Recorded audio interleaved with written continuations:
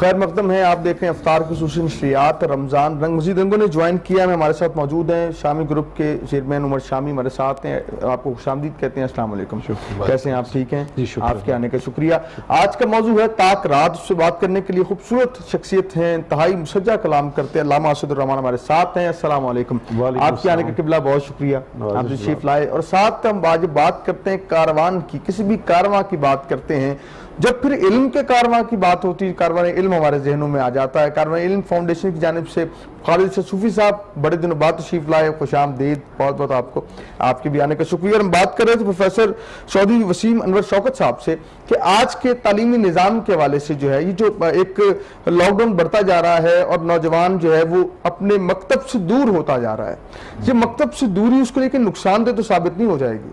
ये यकीनन इस कमी को तो पूरा नहीं किया जा सकता, और लेकिन मैंने कहा है ना कि इस वक्त हम सबको मिलकर एफर्ट्स करने की ज़रूरत है। उसमें पेरेंट्स का किरदार बहुत अहम हो गया है। सही। पहले पूरी सोसाइटी, पूरा मुआशरा बच्चे को सिखाता था। जी जी, ठीक है। अब जो है हमें कुछ चेंज करनी पड़ेगी एजुकेशन सिस्टम के अंदर भी, अपनी सोसाइटी को भी। और मैं जॉन डेवी अमेरिकन फिलोसफर भी है, उसने कहा था कि अगर हम आज के स्टूडेंट्स को उस तरह पढ़ाएंगे जिस तरह हम माजी में पढ़ाते थे ना, तो वो जो शायद हम उसके फ्यूचर को, उसके मुस्तकबिल को हम जो है वो चोरी कर रहे हैं। सही। आज का जो बच्चा है, मेरा ख्याल आज हमने बच्चे को सिखाना नहीं होता, आज बच्चे के पास बहुत ज्यादा इल्म मौजूद है। सही। ठीक है। और जो अब जो बच्चे आ रहे हैं उनकी एक नई सोच है, नए उनके ख्वाब हैं, नए उनके जो एक्सपेक्टेशन उनके पास बहुत ज्यादा मौजूद है, उनके पास नए जिसको कहते हैं ना कि रिसोर्सेज मौजूद है जो शायद हमारे जमाने में हमारे पास मौजूद नहीं थे।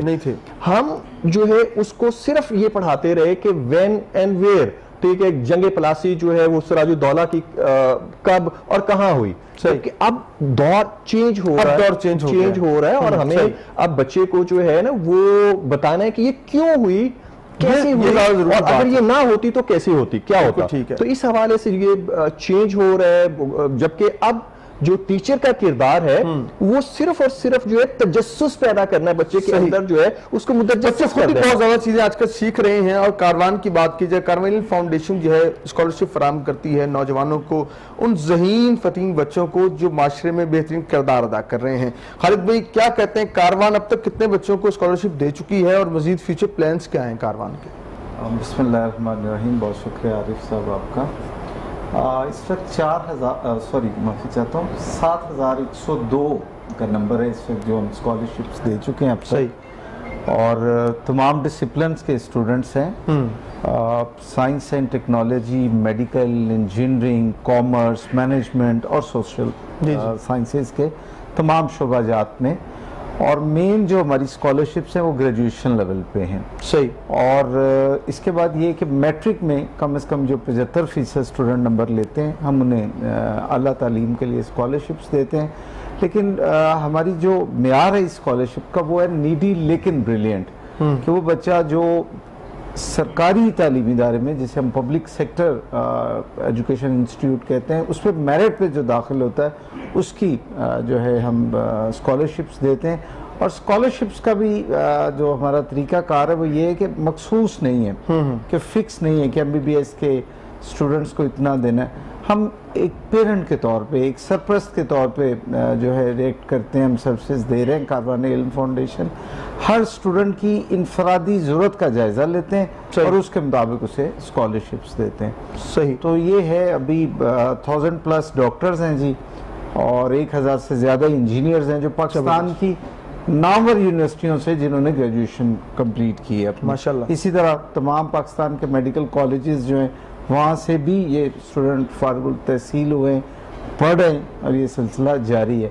फ्यूचर की आपने बात की, तो फ्यूचर में अभी तो हम यही कर सकते थे क्योंकि हम तो स्कॉलरशिप्स दे रहे हैं, तो हमने एक ऑनलाइन एजुकेशन प्रोजेक्ट लॉन्च किया है कि 9th 10th first year second year के जो सिलेबस है उसको डिजिटलाइज किया है, उसकी वीडियो रिकॉर्डिंग्स की है, और हमारा वेब पोर्टल है करियर कारवान के नाम से। ठीक है। कारवान इल्म फाउंडेशन का ये एक वेब पोर्टल है, उस पर हमने दस्तयाब कर दी है कि जो भी सब्जेक्ट है, मसलन फिजिक्स है, बायो है, केमिस्ट्री है, मैथ्स है और इंग्लिश है, ये 5 सब्जेक्ट हैं, इसके हमने लेक्चर्स जो है अवेलेबल किए। अच्छा, कंप्यूटर साइंसेज भी है, सॉरी मैं मालूम चाहता हूँ, कंप्यूटर साइंसेज का भी जो है लेक्चर्स अवेलेबल कर दी। ये तो हमने कोविड को देखते हुए किया। अच्छा, एक और ये है कि जो स्कॉलरशिप्स हमसे ले रहे हैं स्टूडेंट, हमने उनके पेरेंट्स की भी मदद करना शुरू कर दिया। वो ऑलरेडी गरीब घरों के, क्योंकि ये लोग होते हैं पिछे हुए होते हैं, सफ़ेद पोश होते हैं, तो फिर अभी हम आज जब मैं आपके प्रोग्राम में आया हूँ तो आज ही वो उस प्रोजेक्ट को फाइनलाइज करके आया हूँ।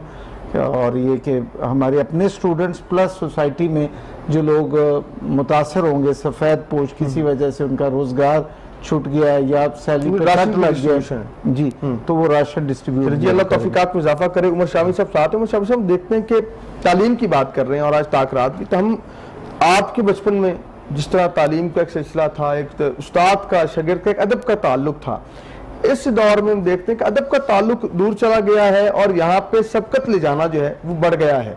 आप क्या कहते हैं सर? जी तैयबी साहब, ये बड़ा एक अलमिया है हमारे माशरे का आजकल कि आज से हम अगर सिर्फ 2 डेकेड्स पीछे चले जाएं या 1 डेकेड भी पीछे चले जाएं तो उस्ताद की जो इज़्ज़त होती थी वो माँ बाप घर में ये सिखाया करते थे कि वो हमसे भी ज़्यादा है। सही। और बच्चे अपने उस्ताद के नाम से ही जो है ना एहतराम में खड़े हो जाया करते थे।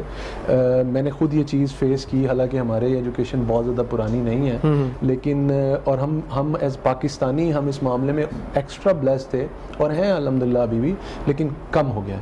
तो कि ओवरऑल आप इंटरनेशनली किसी भी जगह पे मुख्तलिफ कंट्रीज़ में जाएँ तो वहाँ पे इस अदब का निस्बतन फुकदान था। ठीक है। तो वो लोग जब हमारे यहाँ पढ़ने आया करते थे, I am talking about before 2000, तो वो भी ये चीज़ लोग मेंशन करते थे और यहाँ से लर्न करके लोग लेके जाते थे।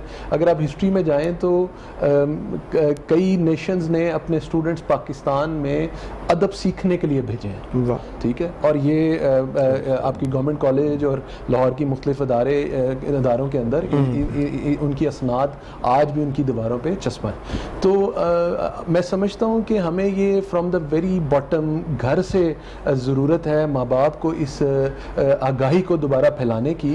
और हमारे जो सोशल मीडिया फोरम है जिस पे आजकल बच्चों का बहुत ज़्यादा टाइम स्पेंड होता है और जो डिजिटल मीडिया है हमारा, इसके ऊपर भी इस किस्म के अदबी और तालीमी प्रोग्राम्स जो हैं। ऐसा तो नहीं शामी साहब के वालिदैन ने सोचा कि ये तालीम देना और तरबियत देना, अदब सिखाना ये तो इदारों का काम है, जिसकी वजह से फुकदान आ गया?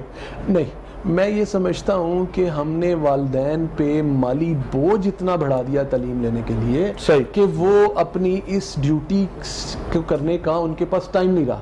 सही। और बच्चे में ये चीज़ पैदा हो गई कि मैं इस काम को, इस चीज़ को करने के पैसे दे रहा हूँ, ठीक है, इस वजह से इस बंदे का काम है ये करना। ठीक है। तो वो एक जॉब बन गई, जबकि वो एक बड़ा अजीमुशान जो है एक फरीज़ा था और पेशा था जिसका कोई नेमुल बदल नहीं। अच्छा, बहुत गलत सवाल उठाया आपने। मैं दोनों मेहमानों की तरफ जाऊंगा सवाल की तरफ, लेकिन हमारे साथ अल्लामा सैयद रहमान है और आज हमारा मौजू है ताकरात क्या है, ताकरातों की फजीलत क्या है, कौन है खुशबख्त जिसे ताकरातें नसीब होती हैं, और 27वीं शब जो है जब हम इबादत करते हैं वो कौन सी लैलतुल कदर की रात है, उसकी इंडिकेशंस क्या हैं, हमें कुरान, मुस्तफ़ा का फरमान, सूफिया इकराम क्या तालीम करते हैं। अल्लामा सैयद रहमान हमारे साथ हैं।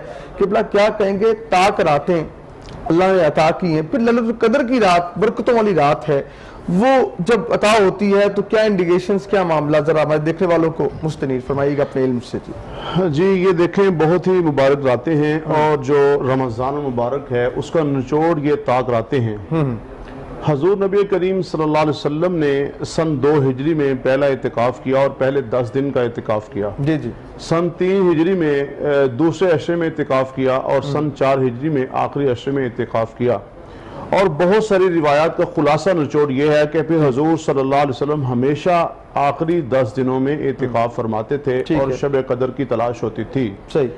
शब कदर जो है इनकी जो ताक आते हैं 21, 23, 25, 27, 29 में है और ये बदल बदल के आती है, कभी 21 को, कभी 23 को, कभी 25 को। लेकिन जिसने 5 दिन ही इन ताक रातों में इबादत की, गोया उसको शब कदर नसीब हो गई। ठीक है। आज शब कदर जो है इसके बारे में जो सूरह कदर के अंदर कहा, लैलतुल क़द्र खैरुम मिन अल्फ़ि शहर, कि ये जो रात है 1000 महीनों से अफजल है। 1000 महीनों से अफजल कितनी अफजल है क्या ये 10,000 के बराबर है कि ये 10 लाख के बराबर है, इसकी इंतहा का किसी को इल्म नहीं है। असल में हुजूर सल्लल्लाहु अलैहि वसल्लम ने जब अपने दौर में सहाबा इकराम रिज़वानुल्लाहि अलैहिम अजमाइन में बताया, पहली उम्मतें गुजरी हैं, उनकी ये इबादत हैं कि वो इतना इतना वक़्त जो था वो इबादत करते थे, तो इनमें ये चीज़ एक ज़ौक़, एक शौक़ पैदा हुआ इबादत का। ठीक है। तो ये एक ज़ौक़ और शौक़ था जिसकी वजह से अल्लाह ताला ने इस उम्मत पे बड़ा एहसान किया और ये जो शब क़दर है इस उम्मत को नसीब की है। बिलखुसूस जो मोतकिफ़ीन हजरात हैं, मैं उनसे इस बात की इल्तिमास करूँगा कि इन रातों को आप कीमती बनाएं।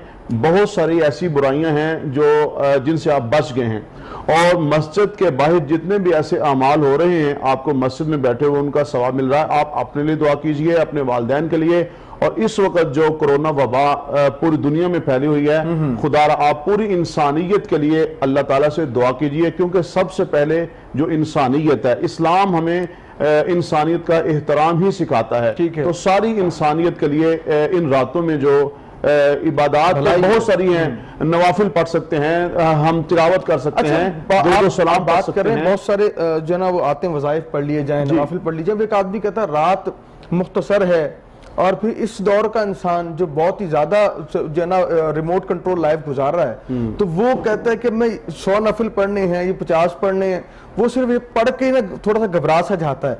तो उनके लिए आसानी कर दें कि वो क्या ऐसा करें कि कम वक्त में ज्यादा फवायद हासिल हो। देखें जी, दो बातें बड़ी अहम है, नाजरीन को आपकी विसातत से बताना चाहता हूँ। इबादत बहुत ज्यादा हैं जी, जितने भी हर दौर में जो आइमा उलमा आए हैं वो बताते रहे, लेकिन दो बातें ऐसी हैं। एक तो वो है जो हुजूर सल्लल्लाहु अलैहि वसल्लम ने अपने चचा हज़रत अब्बास को बताई, सही, और अपने चचा से कहा कि रोजाना पढ़िए, नहीं तो हफ्ते में पढ़िए, नहीं तो महीने में पढ़िए, नहीं तो साल में पढ़िए, नहीं तो जिंदगी में एक बार जरूर पढ़िए। खूबसूरत सलातो तस्बीह जो है, सुभान अल्लाह, खुदारा वो जरूर आप पढ़िए। एक इबादत ये जरूर कीजिए, और दूसरा क्या है, आसान वजीफा। उम्मुल मोमिनीन सैयदा आयशा सिद्दीका रज़ी अल्लाह तआला अन्हा ने अर्ज किया, या रसूल अल्लाह, अगर मैं शब कदर पालूं तो मैं क्या पढ़ूं? तो आपने फरमाया, अल्लाहुम्मा इन्नका अफ़ुव्वुन करीम तुहिब्बुल अफ़्वा फ़अफ़ु अन्नी। ये जो दुआ है, ये एक दुआ का इस्तेमाल कीजिए और सलातो तस्बीह का इस्तेमाल। माशाअल्लाह सर, आपका बहुत शुक्रिया, शुक्र साहब तशरीफ लाए, खूबसूरत कलाम किया। लेते हैं एक शॉर्ट ब्रेक, हाजिर होंगे शकीन के साथ, क्या आप कहना चाहेंगे?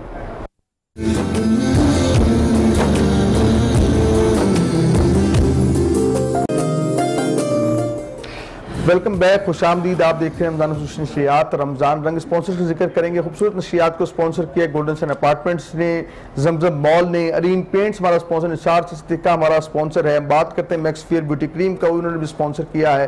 खूबसूरत नशरियात को पावर कार्गो सर्विस ने स्पॉन्सर किया है, हील्स ने स्पॉन्सर किया है, चैनवन ने स्पॉन्सर किया है, Mumtaz Mahal beauty parlour and cosmetic ने खूबसूरत नशरियात को स्पॉन्सर किया। उन सबका शुक्रिया। आज का मौजूद है ताकरात क्या है। हम साथ बात कर रहे हैं तालीम के ऊपर, बात करें कि तालीमी फुकदान हमारे माशरे में जो है वो क्यों बढ़ता जा रहा है। नात की जानिब जाएंगे, गोशा नात करने जानिब जाकर सुरूर हासिल करेंगे। नात शामिल कीजिएगा भैया, बिस्मिल्लाह। अखी सोहणे नू हवाए नी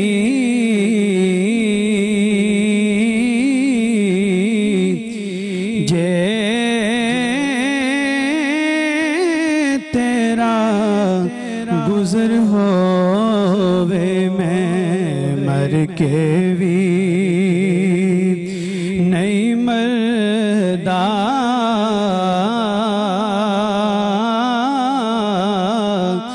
जे तेरी नजर होवे दम दम नाल जिक्र करा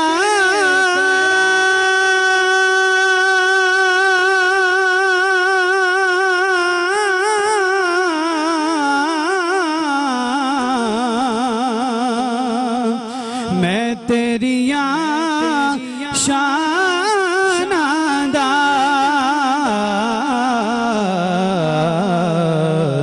तेरे नाम तो वार दिया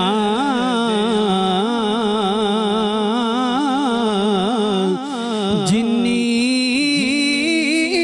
मेरी उम्र होवे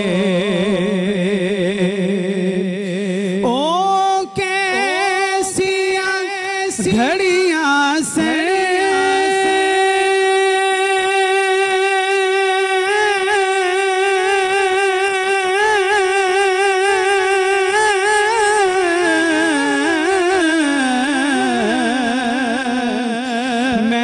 मेहमान सान सोने दे,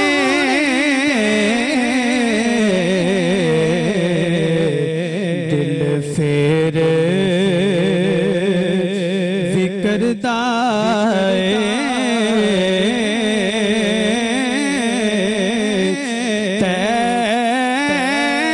तैबादा सफर होवे,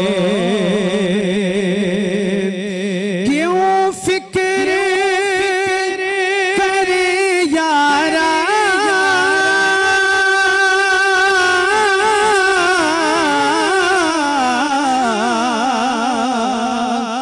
मासावी अगेरे दा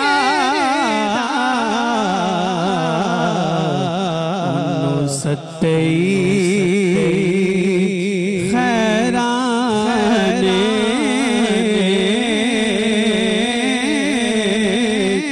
जिता साईं मगर होवे मैं मर के भी नहीं मरदा, जे नजर होवे। रहे थे आज का मौजूद ताकरात है। अल्लाह साहब आखिरी सवाल आपसे करना चाहूँगा, इतना हुजूर पाक सल्लल्लाहु अलैहि वसल्लम की ज़ात गिरामी जो है, ये ताकरातों में इबादत आप बहुत ज़्यादा फरमाया करते थे, उम्मत के लिए तालीम सरकार के क्या अज़कार फरमाते हुजूर, आप ज़रा देखने वालों को मुस्तैद कीजिएगा। उम्मत के लिए दो चीज़ें मैं अर्ज़ करना चाहता हूँ। एक तो यह है कि हुजूर सल्लल्लाहु अलैहि वसल्लम की मोहब्बत हर उम्मती के सीने में मौजूद है। सही, उस मोहब्बत का तकाजा यह है कि इत्तिबा और इताअत जो है हम उस तरफ आ जाएं। ठीक है। हजूर सल्लल्लाहु अलैहि वसल्लम का कोई भी अमल है, मैं अक्सर कहा करता हूँ कि दीन इस्लाम बड़ा आसान है। वमा अताकुमुर रसूलु फखुज़ूहु वमा नहाकुम अन फंतहू, जो हजूर दे दें उसे ले लो, जिसे रोक दें उसे रुक लो। ये खुलासा है इस्लाम। वाह वाह वाह, सुभान अल्लाह। तो एक तो यह है कि हजूर सल्लल्लाहु अलैहि वसल्लम की जो इत्तिबा और इताअत है इसको हम देखें। सही। दूसरा जो है, इस्लाम चूंकि दीन फितरत है, इसका कोई भी ऐसा अमल नहीं है जो फितरत के खिलाफ हो, उससे हटा हुआ हो, तो हम फितरत को जो है, नेचर जो है ना, हम उस तरफ आएँ। सही। उसमें बहुत सारे पैगामात हैं। ये जो रमज़ान की आखिरी रातें चल रही हैं, मैं इसमें अर्ज़ करना चाहता हूँ कि इबादत ज़रूर कीजिए, लेकिन खुदारा अपने मामलात को ठीक कीजिए, अखलाकियात की तरफ आप आइए, मुआशरत को ठीक कीजिए, अपनी सियासत को ठीक कीजिए। ये तमाम चीज़ें दीन के ही ये शोबाजात हैं। अगर शब कदर में अल्लाह की रहमत आम होती है, बख्शिश आम होती है, लेकिन चंद बदनसीब ऐसे हैं जिनके बारे में निशानदही कर दी गई। मुशरिक की बख्शिश नहीं होती, वालिदैन के नाफरमान की बख्शिश नहीं होती, जो वालिदैन का गुस्ताख है, जिसने बहन भाई का हक खाया हो, जो सिला रहमी नहीं करता, जो बहुत सारी यानी ऐसी बातें बताई हैं। जो बातें हमने बताई, अगर हम मिनहसिल कौम देखें जी, तो कहीं ना कहीं हम सब इसी काम में मुर्तजा हैं कि वालिदैन के नाफरमान भी हैं, बहनों का हमने हक भी खा लिया है, फिर अपने जो हमारे साथ काम करने वाले उनका भी हम हक खा लेते हैं। ठीक है, सैलरी किसी के अगर 10,000 रुपया, तो एक साहब बैठे हुए जो कट करके उन्हें सैलरी देते हैं, वो भी हक खा रहे हैं। हम सब, हमें किस तरह हम सीधे रास्ते पे आएंगे? सर, हमें सुबह शाम हजूर पे दुरूद सलाम पढ़ना चाहिए। वाह वाह, वो कायनात की मोहसिन हस्ती हैं जिन्होंने निशानदेही कर दी, बता दिया कि ये करोगे तो ठीक रास्ते पे चलोगे, ये हो जाएगा तो गलत हो जाएगा, ट्रैक तुम्हारा चेंज हो जाएगा। तो हमें दुरूद सलाम की एक तो कसरत करनी चाहिए। सबसे पहला पैगाम तो ये है। ठीक है। दूसरा यह है कि जब निशानदेही कर दी गई है, वह दईनाहु नजदैन बता दिए गए हैं, ये दो रास्ते हैं, एक सिराते मुस्तकीम है, एक ज़िलाले मुबीन है, तो फिर मुश्किल किस बात की है? अगर आप सुबह से शाम तक, शाम से सुबह तक आपका सर सजदे में है, अगर आप बहनों का हक खा रहे हैं, तो मत समझिए कि आप अल्लाह और उसके रसूल की इताअत कर रहे हैं। ये इताअत नहीं है। अगर आपने किसी का हक गस्ब किया हुआ है, अक्सर लोग हैं बहनों के हुकूक नहीं है। और आज मैं ये भी पैगाम देना चाहता हूं कि ये चूंकि आखिरी अयाम जो अशरा चल रहा है, ईद का मौका आने वाला है, खुदारा अपनी बहनों को ईदी भेजिए, अपनी बेटियों को ईदी भेजिए।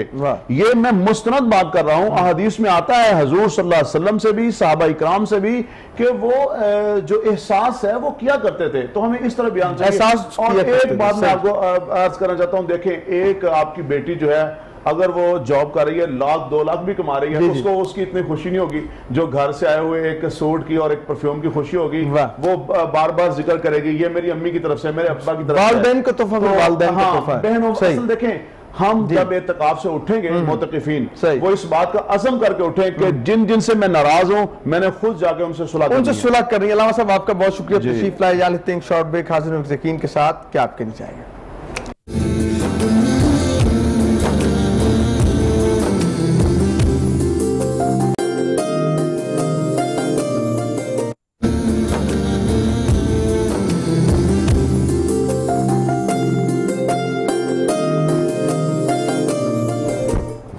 खैर मकदम में आप देख रहे हैं इफ्तार की नशरियात, रमजान रंग इस रंगों को मजीद रंगों ने ज्वाइन किया। आज का हमारा मौजूद है ताक़रात। साथ हम बात कर रहे हैं तालीमी निज़ाम की, बात कर रहे हैं कि तालीमी निज़ाम का हमारा चला गया है। हमें मजीद रंगों ने ज्वाइन किया। हमारे साथ राय ताहिर साहब मौजूद हैं, खुशामदीद कहेंगे। अस्सलाम वालेकुम, कैसे हैं आप? ठीक है, आपको इस आने का बहुत शुक्रिया। अगर हम प्रॉपर्टी की बात कर रहे हैं कि लाहौर के अंदर प्रॉपर्टी जो है वो अप्स एंड डाउन आती जाती रहती है, और उमर शामी साहब भी इससे रेलिवेंट है। हमें इस हवाले से मेहमानों ने ज्वाइन किया। जाजेब साहब मौजूद हैं, चौधरी जाजेब साहब, आपको खुशामदीद कहते हैं। अस्सलाम वालेकुम सर, कैसे हैं? खैरियत?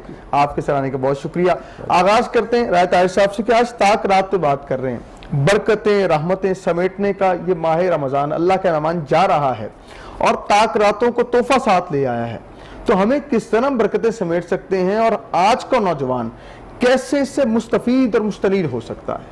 औज़ु बिल्लाहि मिनश शैतानिर रजीम, बिस्मिल्लाहिर रहमानिर रहीम।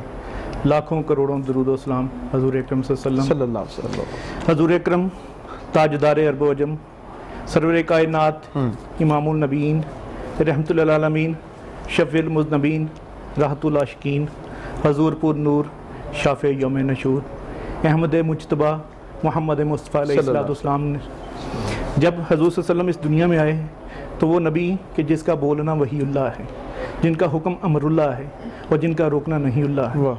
तो अल्लाह तबारक तआला के इस हज़ूर ने, हज़ूर अकरम सल्लल्लाहु अलैहि वसल्लम ने कह दिया कि 1000 महीनों से बेहतर रात है। तो डेफिनेटली अगर हज़ूर अकरम सल्लल्लाहु अलैहि वसल्लम ने कहा तो इसका मतलब अल्लाह तबारक तआला ने कहा है। तो 1000 महीनों से बेहतर है। इसमें जैसे कि मेरे से पहले भी मेहमान बैठे हुए थे, तो नवाफिल पढ़ें और अल्लाह तबारक तआला की इबादत करें, और मांगने की रात है, अल्लाह तबारक तआला से मांगें और तलाश करें। ये 5 हज़ूर अकरम सल्लल्लाहु अलैहि वसल्लम की ही कॉल है कि इन 5 रातों में है, उसको तलाश करें और अल्लाह और उसके अल्लाह तबारक तआला की जो कुर्बत है उसको हासिल करें। साथ खालिद भाई एक सवाल किया शामी साहब ने कि वालिदैन पे इतना बोझ बढ़ा दिया ये इदारों ने तालीम का कि वो सिर्फ तालीम इदारों के लिए पैसे इकट्ठा करने में लग गए, तरबियत को वो भूल गए। ये बात कहाँ तक दुरुस्त है? बस ऑफिस से दुरुस्त है शमी साहब ने जो बात कही है। और पीछे हमारी बात हो रही थी कोविड और ऑनलाइन एजुकेशन पे, तो वालिदैन को 3 चैलेंजेस आए हैं इस सारे अमल में। एक तो ये आया कि वो टेक्नोलॉजी से अवेयर नहीं थे, शनासाई हुई, किस तरह पढ़ाना है, ये मसाइल एक चल रहे हैं और पूरे पाकिस्तान के वालिदैन अभी पूरी तरह बल्कि 50% भी उससे आगाह नहीं हुए। दूसरा चैलेंज आया कि हम ये जो गैजेट्स हैं, जो सोशल मीडिया, इससे बच्चों को दूर कर रहे थे क्योंकि ये वक्त का ज़िया है और बहुत बिगड़ने के बहुत सारे चांसेस हैं। बिगड़ने से मुराद है कि वक्त के ज़िया की बहुत सारी चीज़ें। अच्छा, तीसरा चैलेंज ये आया कि जब आपने बच्चों को गैजेट दे दिए हैं तो बच्चे अपनी ही उम्र के यूट्यूब चैनल्स भी देख रहे हैं। शायद आप में से किसी दोस्त के इल्म में ये बात आई हो या ना आई हो, लेकिन मेरा अपनी ज़ाती तजर्बा और हल्के अहबाब में ये हुआ है कि बच्चों ने पाकिस्तानी चैनल्स हैं, इसके अलावा इंडियंस बहुत सारे चैनल्स हैं जो कि टीनेजर्स के हैं, बच्चों के हैं, 7 साल के 8 साल के बच्चे। अच्छा, वो कर क्या रहे हैं? वो बच्चे घंटा घंटा का प्रोग्राम हंसी खुशी का चल रहा है, मजाक का चल रहा है, और उसमें एक जो खतरनाक पहलू आया वो ये कि वो अमीर बच्चे दिखाए गए। वो बच्चे दिखाते हैं कि उनकी बर्थडे बड़ी हाई लेवल पे सेलिब्रेट हो रही हैं। आज आपने अदब का भी डिस्कशन हुई कि तरबियत और तालीम, तरबियत और अदब 3 बातें आज की नशिस्त में रही। तो सबसे बड़ा चैलेंज जो आ रहा है वो ये है कि अब बच्चों को मोबाइल दे दिया है और बच्चे से आप छीन नहीं सकते। अच्छा, आर्गू करना पेरेंट्स के लिए मुश्किल हो रहा है। पहला चैलेंज था अच्छे तालीमी इदारे में पढ़ाना, कि कल को 10 साल बाद 15 साल बाद बच्चे ने जब सोसाइटी में जाना है तो इर्द गिर्द बड़े हाई क्वालिफाइड, बड़े ब्रिलियंट और स्किलफुल नौजवान होंगे, तो बच्चा उसके लिए पेरेंट्स, जो शाम साहब ने कहा कि दिन रात एक किए हुए। अब अगला इशू ये है कि पैसा तो वो दे रहे हैं, 20,000 फी भी है, 25,000 फी भी है, 6-7 हज़ार फी के भी स्कूल है जिस लेवल पे। अब 4-5 जिसके बच्चे पढ़ रहे हैं, अब आप सोचें कि कोई वाइट कॉलर आदमी है, उसके 5 बच्चे पढ़ रहे हैं, 50-60 हज़ार रुपये वो फ़ी दे रहा है, और वो सारी फीस आया, और ये जब उसके चारों बच्चे, किसी इंडियन में भी नाम नहीं ले रहा, ये पाकिस्तानी किसी बच्चों के चैनल का जिक्र कर रहे हैं। ये कसूर खालिद भाई यहाँ पे उनका भी नहीं है, हमारे पाकिस्तानी मीडिया का मसला है। देखिए यहाँ पे इतने ब्रेकिंग न्यूज चल पड़ी है कि बच्चों के लिए तो हमने प्रोग्राम्स निकालना ही बंद कर दिए, ये ठीक है। बहुत हमारे बचपन में देखते थे, बच्चों के स्पेशल टाइम था, कुछ 4 से 5 पीटीवी पे टाइम हुआ करता था। पीटीवी बहुत अच्छा काम था, पीटीवी पे बाकायदा तरबियत के प्रोग्राम थे, और वही एक अट्रैक्शन थी। सही, मैं यही तो कह रहा हूँ कि वालिदैन के लिए अब चैलेंज यही बन गया कि अब आपने मोबाइल दे दिया है और उस पर इतना ज्यादा मतलब बच्चे को एंगेज करने वाला मटेरियल आ रहा है, और वो वक्त जाया हो रहा है। बिल्कुल सही कह रहे हैं। क्या कहेंगे जाजिब भाई, हम देखते हैं प्रॉपर्टी की जब बात की जाती है, एक आदमी थोड़े से पैसे इकट्ठे करता है, कहता है घर ले लूं, लेकिन जब वो लेने के लिए निकलता है तो 2-3 जेन्युइन और 8-10 फेक उनको जो है ना वो सोसाइटीज और बाकी लोग घेर लेते हैं। वो या तो उसके पैसे डूब जाते हैं, या किसी ऐसी सोसाइटी में जाएगा जहाँ पे बहुत ज्यादा रेट है, फंस जाता है। अब उसको निकालने के लिए आप क्या सजेशन करते हैं कि कहाँ पे घर लेना चाहिए, प्रॉपर्टी कहाँ पे स्टैंड करती है इस टाइम लाहौर में, आप क्या मशवरा देंगे? बिस्मिल्लाहिर्रहमानिर्रहीम। देखें, पहली बात हम डिस्कस करते हैं रियल एस्टेट का जो स्ट्रक्चर है पाकिस्तान का। पाकिस्तान में सबसे बड़ी प्रॉब्लम ये है कि पाकिस्तान का जो रियल एस्टेट का में ऑनरशिप लॉ है वो इंतहाई कमज़ोर है।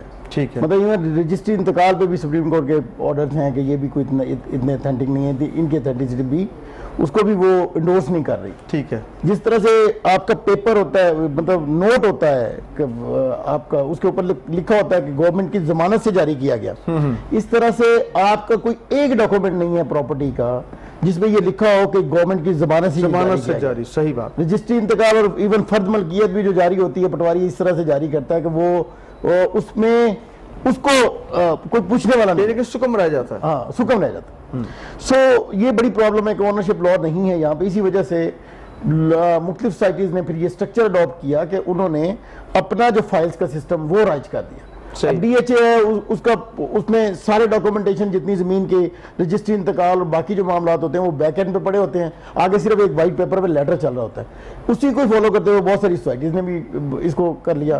पाकिस्तान में ओनरशिप लॉ है नहीं, चूंकि कोई रेगुलेटरी अथॉरिटी नहीं है कोई जमीन के मामला को एड्रेस कर सके।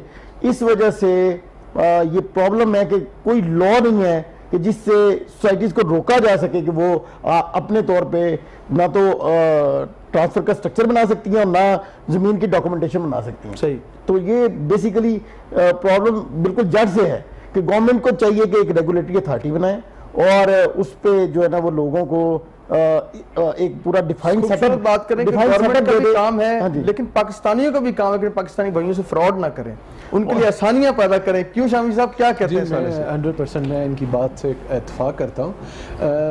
कुछ चीज़ें हैं जो थोड़ी सी चेंज होने की ज़रूरत है, डेफिनेटली चेंज होने की ज़रूरत है। ऑब्वियसली हम ये अंग्रेज़ का बनाया हुआ पाक हिंद का जब मुश्तरका दौर इकट्ठा था, एक सब कॉन्टिनेंट का ये पूरा हिस्सा, तो उस वक्त का सारा बनाया हुआ निज़ाम तो हम तब्दील एकदम नहीं कर सकते। बिल्कुल ठीक है। पाकिस्तान के हिस्से में शायद आप लोगों के पास ये शायद ना बात हो कि पाकिस्तान में जो हमारे पास रजिस्ट्रियों का निज़ाम मौजूद है वो 1945-49 से ऑनवर्ड है। अच्छा, इससे पहला रिकॉर्ड ही अवेलेबल नहीं है। सही। So who was the owner in 1900 and who was the owner in 1925? आप उस रिकॉर्ड तक पहुंच ही नहीं सकते। नहीं पहुंच। तो हमने 1949 से ऑनवर्ड इसको रखा हुआ है, उसमें भी बहुत सारा रिकॉर्ड जो है वो 1960-65 से ऑनवर्ड अवेलेबल है। तो लेकिन मैं एक जगह पे थोड़ा सा इख्तलाफ करूंगा इस बात से कि सोसाइटियों को हम ट्रांसफर से रोकें। मेरा ख्याल है कि हमें ये इसको इस तरह से देखना चाहिए कि जब हम किसी भी काम को ऑर्गेनाइज करके छोटी ऑर्गेनाइजेशंस में डिवाइड कर देते हैं तो वो काम अगर उसको रेगुलेट कर दिया जाए, उस पे एक रेगुलेटरी बॉडी बना दी जाए और उनको ये इजाजत दे दी जाए कि वो करें और ऑथेंटिकली करें, तो फिर ये प्रॉब्लम खत्म हो जाएगा। सही। अगर हम उनको रोक देंगे और बड़े सिनेरियो में एक बड़े पैकेज की सूरत में, जैसे हम कहते हैं नहीं, अगर पूरा कंट्री आपका प्राइम मिनिस्टर रन करेगा तो कंट्री रन नहीं होता, इसको आपको यूनियन काउंसिल लेवल पे लाना है। इसी तरह किसी भी निजाम को आपको यूनिट लेवल पर लेके जाना है। उस यूनिट लेवल के अंदर ऐसी रेगुलेटरी बॉडीज देनी है जो उस यूनिट को मेक श्योर करे कि वो बंदा वहां कोई वायलेशन नहीं करे, उसके ऊपर रेगुलेशन हो। सोसाइटी को बनाने से पहले आप लैंड के ऊपर तो रेगुलेशन मांग रहे हैं कि इसकी अप्रूवल लें, सोसाइटी रखने की, उस ऑर्गेनाइजेशन बनाने की क्या अप्रूवल है? सही है। मैं आज उठूं और मैं कहूं जी मैं इस ऑर्गेनाइजेशन का मालिक हूं, मैंने किससे अप्रूवल ली कि मैं ये ऑर्गेनाइजेशन भी बना सकता हूं कि नहीं? सही। उस ऑर्गेनाइजेशन के कोई बाय लॉज के ऊपर कोई चेक एंड बैलेंस नहीं है, उसकी एक स्पेशल रेगुलेटरी बॉडी हो जो आपके क्वालिफाइड लोग फिर वो रखने के लिए पाबंद हो। जैसे हॉस्पिटल में क्वालिफाइड डॉक्टर रखे जाते हैं, ठीक है, हम हॉस्पिटल खत्म नहीं कर सकते, उसको बाउंड कर सकते कि आपने डॉक्टर को ही डॉक्टर कहना है, डॉक्टर को ही डॉक्टर कहना है। क्या कहेंगे ताहिर भाई, हम देखते हैं ताक रातें, अब की हमारी ताक रातें जो हैं, हम मोबाइल से अटैच हैं, टीवी लगा के बैठ लिए, टीवी पे हम नशरियात देख रहे हैं और ताक रात को सेलिब्रेट कर रहे हैं। आपके बचपन में आपने देखे ताक रातें हमें तलकीन की जाती थी कि मस्जिद में जाना है, वालिदैन साथ लेके जाते थे। अब महसूस नहीं होता उस दौर की ताक रातें और अब की ताकत, बहुत फर्क नहीं आ गया, हम हर लिहाज से एडवांस नहीं हो गए। अच्छा, मैं इसको जी आपकी क्वेश्चन को एक शेर से रिलेट करूंगा जी, कि डर शब का भला क्यों ना वहाँ तेज बहुत हो, डर शब का भला क्यों ना वहाँ तेज बहुत हो, जिस घर में दिया एक हवा तेज बहुत हो, सदियों के मुसाफिर भी पलट आएंगे एक रोज, ये शर्त के रफ्तारे सदा तेज बहुत हो। अगर हमारे अपने अल्हम्दुलिल्लाह ये कि मैं मेरे ख्याल लास्ट टाइम भी हमारी बात हो रही थी कि सिर्फ और सिर्फ ये दीन और एक बहुत बड़ा स्ट्रक्चर हमारे पास इस्लाम ने दिया हुआ था, वो था कंबाइंड फैमिली सिस्टम, हम उससे भी दूर हो गए। तो बहुत सारी जगहों पे निगरानी होती थी, भाई ने जैसे कि वो पूरी डिटेल में बताया, लेकिन ये कि मैं अभी भी समझता हूँ कि मुस्लिम जो अल्हम्दुलिल्लाह आज भी जो नौजवान है उसके अंदर फ़लसफ़ा राज़ी, तलकीन गाज़ी, एज़ान बिलाली और आज भी मौजूद है। और आज भी मैंने देखा है कि मस्जिदों के अंदर, मदारिस के अंदर और इवन के अभी इत्काफ़ के जो अयाम हैं इसके अंदर यंगस्टर्स के अंदर वो इस्लाम का जज्बा कई गुना ज़्यादा है। सही। सिर्फ और सिर्फ उनको उजागर करने की देर है और एक कोई प्रॉपर प्लेटफॉर्म या कोई ऐसी गाइडलाइंस जो उनको चाहिए। तो मेरा ख्याल है कि आज का नौजवान भी अल्हम्दुलिल्लाह वो पहले से कम नहीं है, पहले से कम नहीं चाहिए। जितने नौजवानों में जाजिब साहब हम देख रहे हैं कि बहुत ज़्यादा रुझान हो गया है जो ना प्रॉपर्टी में इन्वेस्ट करने का, और हमारे पाकिस्तानी अलमिया है, ये अलमिया में कहूँगा कि एक तरफ इन्वेस्ट करती सारी कौम उस तरफ इन्वेस्ट करना शुरू कर देती है, तो प्रॉपर्टी स्लो जा रही है, बूस्ट कर रही है, क्या मामला चाह रहे हैं? अच्छा, पाकिस्तान की इकोनॉमी में रियल एस्टेट का बहुत बड़ी कंट्रीब्यूशन है। पाकिस्तान में प्रोडक्शन जो है वो बहुत महंगी है, इस वजह से यहाँ पे इंडस्ट्री उस तरह से ग्रो नहीं कर पा रही। ठीक है, हमारी बिजली की प्राइसेस बहुत ज़्यादा हैं, इस वजह से इंडस्ट्री ग्रो नहीं कर रही। बहुत सारे फैक्टर्स हैं। गवर्नमेंट ने भी, पिछली गवर्नमेंट्स ने भी इतना नहीं किया, इस गवर्नमेंट ने तो थोड़ा कंपैरेटिवली ज़्यादा काम कर रहे हैं, तो इंडस्ट्री थोड़ी बूस्ट कर रही है, वरना लोगों के पास करने के लिए काम ही नहीं, तो सारा पैसा रियल एस्टेट में आता था। ओवरसीज जितना पैसा भी भेजते हैं पाकिस्तान में, ये पिछले जो पिछले कुछ 6 महीने से, ये साल से आपका जो करंट डेफिसिट है वो जीरो हुआ हुआ या वो प्लस में आया हुआ, तो उसकी वजह जो बाहर से ओवरसीज पाकिस्तानी पैसा भेज रहे हैं उसकी वजह से। अच्छा। और ये सारा पैसा रियल एस्टेट में जा रहा है। और पाकिस्तान में दूसरी बात ये कि इस गवर्नमेंट ने बहुत ज्यादा शानदार बात ये की कि रियल एस्टेट में कंस्ट्रक्शन सेक्टर को इन्होंने बूस्ट किया। उससे ये होगा कि प्लॉट्स में इन्वेस्टमेंट करने वाली वो जो खाली लैंड है उसमें इन्वेस्टमेंट से जरा कम बतदरीज कम होती चली जाएगी, और कंस्ट्रक्टेड जो प्रॉपर्टीज है उनमें इन्वेस्टमेंट जैसे पूरी दुनिया में होता है उसमें बढ़ना शुरू हो जाएगी। तो ये बूस्ट किया है। पाकिस्तान में प्रॉपर्टी पॉजिटिव है और इस वक्त बहुत इन्वेस्ट करें इसके। जी बिल्कुल कर रहे हैं, और कंस्ट्रक्शन सेक्टर में बेशुमार अभी काम बाकी है जो आगे होने वाला है। चलिए जाजिब साहब, बहुत शुक्रिया तशरीफ लाए। उमर भाई आपका शुक्रिया, ताहिर भाई आपका शुक्रिया। और हम ये एडवाइस करते हैं जाजिब साहब की जानिब से, अपनी जानिब से नहीं, कि आप इन्वेस्ट करें और आपको फायदा होगा इंशाल्लाह। लेते हैं शॉर्ट ब्रेक हाजिरों के यकीन के साथ कि आप करनी चाहेंगे। Welcome back. आप देख रहे हैं इफ्तार की नशरियात। रमज़ान रंग मजीद रंगों ने ज्वाइन किया। हमारे साथ हैं अल्लाह मोहम्मद अली रज़ा अवैसी हमारे साथ हैं, खुशामदीद कहेंगे, और साथ फैज़ान अली हमारे साथ सियालकोट से शामिल हैं, आपको भी खुशामदीद कहेंगे। और गोशा दरूद में यूसुफ भाई हमारे साथ हैं। यूसुफ भाई आपकी जानिब जाएंगे, कौन सा दरूद हमारे देखने वालों को बता रहे हैं? बिस्मिल्लाहिर्रहमानिर्रहीम, अल्लाहुम्मा सल्लि अला सय्यिदिना मौलाना मुहम्मद व अला आलिहि व सहबिहि व बारिक वसल्लिम। आज जो दुरूद पाक हम आपकी समातों की नज़र करेंगे उसे हम दरूद नूर कहते हैं जी। उससे पहले सिर्फ एक बात आपके सामीन की समातों की नज़र करना चाहता हूँ जी, वो ये कि अगर किसी को कामिल मुर्शिद ना मिल रहा हो, वाह, तो दरूद पाक एक ऐसा वजीफा है कि अगर वो रेगुलर दरूद पाक पढ़ना शुरू कर दे तो आका दो जहां अलैहिस्सलातु वस्सलाम की रूह मुबारका उस उम्मती की रहनुमाई फरमाएंगे, सुभान अल्लाह, और उसका दिल उस मुर्शद की जानिब रागिब हो जाएगा जहां पे उसका फैज लिखा हुआ। अल्लाह अकबर, वाह। तो हमें दरूद पाक जब हम पढ़ते हैं तो आका दो जहां अलैहिस्सलातु वस्सलाम की तवज्जुहात भी मिलती हैं, अल्लाह की रहमतें भी हम पे नाजिल होती हैं। सही है। और हमने ये जो गोशा कायम किया है आरफ भाई, इसका सिर्फ एक मकसद है कि या रसूल अल्लाह, मैं तेरी खास तवज्जो के लिए बैठा हूँ। वाह वाह वाह, या रसूलुल्लाह, वाह या रसूल अल्लाह सल्लल्लाहु अलैहि वसल्लम। हम लाहौर रंग में ये जो नशरियात कर रहे हैं गोशा दरूद के नाम से, मैं तेरी खास तवज्जो के लिए बैठा हूँ। मैंने खुद को बड़ी उम्मीद दिलाई हुई है, हमें बड़ी उम्मीद है कि आका दो जहां अलैहिस्सलातु वस्सलाम इस गोशा दरूद के सदके हम पर करम फरमाएंगे। और हजूर अलैहिस्सलातु वस्सलाम की खिदमत में हजरत जिब्राइल अलैहिस्सलाम हाजिर हुए और जिब्राइल अलैहिस्सलाम ने कहा कि या रसूल अल्लाह सल्लल्लाहु अलैहि वसल्लम, एक अजीब वाकया मैंने देखा है। हजूर ने फरमाया कि जिब्राइल बयान करो क्या वाकया देखा है। सही। तो उन्होंने कहा या रसूल अल्लाह सल्लल्लाहु अलैहि वसल्लम, मैंने कोकाफ का मुशाहिदा किया, तो वहां जब मैं गया तो मैंने देखा कि चीखो पुकार थी और एक फरिश्ता जो किसी जमाने में बड़ा बरगुजीदा था, सही, और 70,000 फरिश्ते हर वक्त उसके सामने सफ बसफ खड़े होते थे, वो वहां पे चीखो पुकार कर रहा था। तो मैंने पूछा कि तेरे साथ ये मामला क्या हुआ, तो उसने कहा कि बुनियादी तौर पे हुआ ये कि जिस रात आका दो जहां अलैहिस्सलातु वस्सलाम सबे मेराज तशरीफ लाए तो मैं उस तख्त पे बैठा रहा, हुजूर के अदब में खड़ा ना हो सका। तो अल्लाह ने मुझे ये अजाब दिया कि मुझे यहाँ पे फेंक दिया और मेरे पर जल गए और मेरी वो सारी बुलंदियां मुझसे ले ली गई। तो उन्होंने कहा कि जिब्राइल अलैहिस्सलाम ने कहा कि उसने सिफारिश की कि अल्लाह पाक को कहें कि मुझे माफी अता फरमा दें। तो उसको माफी इस बुनियाद पे मिली कि अल्लाह रब्बुल इज्जत ने फरमाया कि जिब्राइल उसे कहो कि मेरे नबी हजरत मोहम्मद मुस्तफा अलैहिस्सलातु वस्सलाम पर दुरूद व सलाम, सुभान अल्लाह, उसके सदक़े में उसे माफी अता फरमाई। तो अल्लाह ने उसे माफी अता फरमाई। आज जो दरूद पाक हम अपने सामीन की नजर करना चाहते हैं उसे दरूद नूर कहते हैं। ठीक है। अल्लाहुम्मा सल्ली अला सय्यदिना मुहम्मदिन नूरिल अनवारी व सिर्रिल असरारी व सय्यदिल अबरार।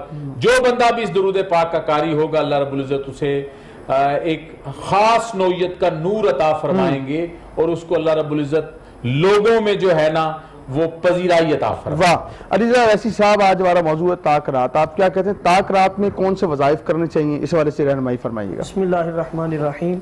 इन्ना अंज़लनाहु फी लैलतिल क़द्र वमा अदराका मा लैलतुल क़द्र लैलतुल क़द्रि खैरुम मिन अल्फि शहर तनज़्ज़लुल मलाइकतु वर्रूह फीहा बिइज़्नि रब्बिहिम मिन कुल्लि अम्र सलामुन हिया हत्ता मतलाइल फज्र। ताक रातों के बारे में अल्लाह पाक ने कुरान पाक में बिलखुसूस लैलतुल कद्र के हवाले से जो 4 खुसूसियात बयान फरमाई हैं उनका जिक्र करना चाहता हूँ। पहली खुसूसियत लैलतुल कद्र और ताक रातों में जिसको तलाश किया जाता है उसके हवाले से ये है कि इसमें अल्लाह पाक ने कुरान पाक नाज़िल फरमाया। इसकी दूसरी खुसूसियत ये है कि इसकी इबादत हजार मानने से बेहतर है। और इसकी तीसरी खसूसियत ये है कि इस रात में अल्लाह ताला के फरिश्ते जो हैं वो नाजुल होते हैं। चौथी खसूसियत ये अल्लाह पाक ने कुरान पाक में इरशाद फरमाई है कि गुरूब आफ्ताब से लेकर तुलुए सादिक तक, ठीक है, अमन और सलामती के अनवार व तजलियात की बारिशें अल्लाह उम्मत मुस्तफ़ा पर फरमाता रहता है। और कुरान पाक का नाजुल होना इस रात में एक ऐसी खसूसियत है कि नबी अकरम नूर मुजस्सम शाह बनी आदम शफी मुअज़्ज़म सल्लल्लाहु तआला अलैहि वसल्लम पर नाजुल होने वाली कुरान पाक ऐसी अजीम किताब है कि ये किताब जिस कपड़े में हो वो कपड़ा फजीलत वाला बन जाता है, जिस सीने में हो वो सीना फजीलत वाला बन जाता है, जिस महीने में नाजुल हो वो महीना फजीलत वाला बन जाता है। इसी तरह इस रात में कुरान पाक का नज़ूल हुआ तो ये रात फजीलत वाली बन गई, ये रात भी अजमत वाली बन गई। और मैं एक हदीस पाक मैं करना चाहता हूँ जल्दी से, चूंकि वक्त काफी हो चुका है। रवायतों में आता है कि ये लैलतुल कद्र ऐसी अजीम रात है कि जिब्रील अमीन की सरदारी और फरिश्ते बारात लेकर जमीन पर नाज़िल होते हैं लैलतुल कद्र की रात में। वाह। और फिर फरिश्तों के पास 4 झंडे होते हैं, एक बैतुल्लाह पे नस्ब करते हैं, एक बैतुल मुकद्दस पे नस्ब करते हैं, एक तूरे सीना पे नस्ब करते हैं, और एक रोज़ा अक़दस नबी अकरम के हज़रा पे नस्ब करते हैं। और फिर फरिश्ते अल्लाह की बारगाह में अर्ज़ करते हैं, या इलाही हमने झंडे तो नस्ब कर दिए, अब अल्लाह फरमाता है आज लैलतुल कद्र की रात है, जाओ उम्मत मुस्तफा के घरों में दाखिल हो जाओ। जो नबी पाक की उम्मत में से नौजवान, जो नबी पाक की उम्मत में से बुजुर्ग, जो नबी पाक की उम्मत में से बच्चे कुरान पढ़ रहे हैं, अल्लाह का जिक्र कर रहे हैं, नबी पाक पे दुरूद पढ़ रहे हैं, जाओ तुमने जाकर उन पर बस सलाम पढ़ते जाना, सलाम पढ़ते जाना, वाह वाह वाह, सलाम पढ़ते जाना है, वाह। वैसे सब सलाम पढ़ते जाएं और रहमतों का नजूल है, समेटते जाएं, बरक़ात के दिन है, इल्तिजा के दिन है, मनाजात का वक्त है और हम नात शामिल करेंगे। फैजान नक्शबंदी हमारे साथ हैं सियालकोट से, माइक उनको दे दीजिए ताकि नात पाक शामिल करें। बिस्मिल्लाह कीजिए फैजान साहब, अपनी हाजिरी को पेश कीजिए।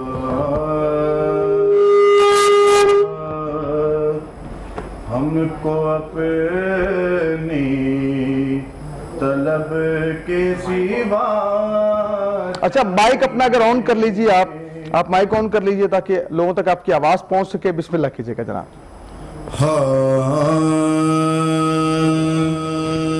हमको अपनी तलब के सिवा चाहिए, हमको अपनी तलब के सिवा चाहिए। आप जैसे हैं वैसी अता चाहिए, आप जैसे हैं वैसी अता चाहिए।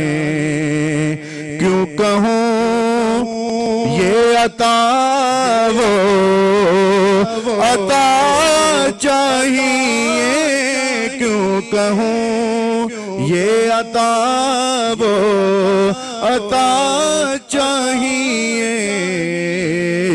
आपको मालूम है हमको क्या चाहिए, आपको मालूम है हमको क्या चाहिए।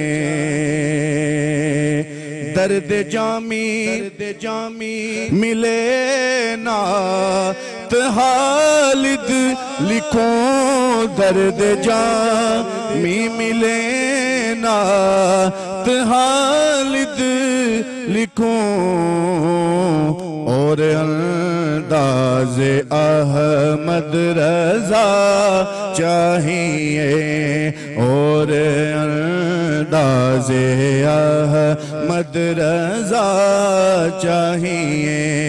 आप जैसे हैं वैसी अता चाहिए, आप जैसे हैं वैसी अता चाहिए। खूबसूरत नात पाक पेश है खालिद साहब का। एक कलाम, अल्लाह आपके तुरबत पे करोड़ रहमतों का नज़ूल फरमाए।